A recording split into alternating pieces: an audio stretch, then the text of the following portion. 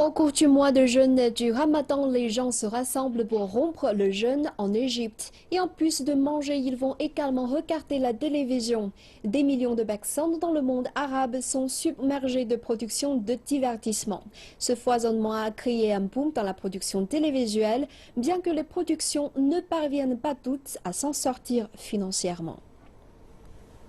Les deux plus importantes saisons de divertissement en Égypte sont l'été pour le cinéma et la période du Ramadan pour les séries télévisées. Jusqu'ici, les deux saisons semblaient cohabiter harmonieusement, mais dernièrement, le fait que le Ramadan se déroule en été a relancé la compétition.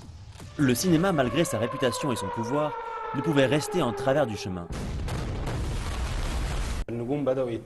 Toutes les célébrités ont migré vers les productions télévisées plutôt que vers le cinéma. Certaines stars gagnent 3,8 millions de dollars en un seul show télévisé, un montant dont elles ne pourraient même pas rêver en participant à un film.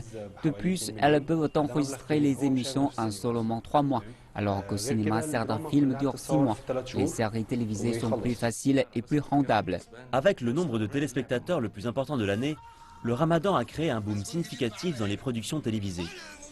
Un record de 38 séries ont été produites en 2015, et même si cette année il n'y en a eu que 28, le coût de production a augmenté pour atteindre les 200 millions de dollars. 70% de ce coût est dû au cachet des acteurs.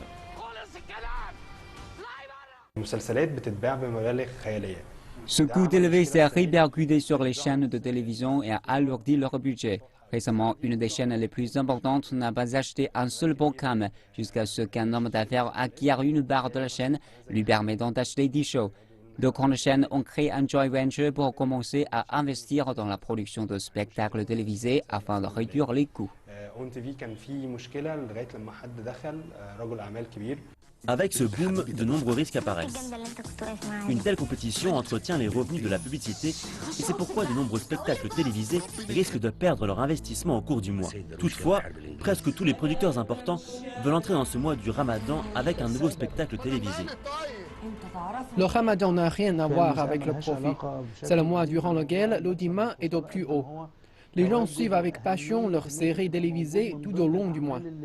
Donc pour tous les producteurs, c'est une course à laquelle il faut participer, non pas pour perdre ou gagner de l'argent, mais pour faire partie de cette course, pour proposer les meilleures productions de l'année, pour voir si les téléspectateurs aimeront les productions proposées.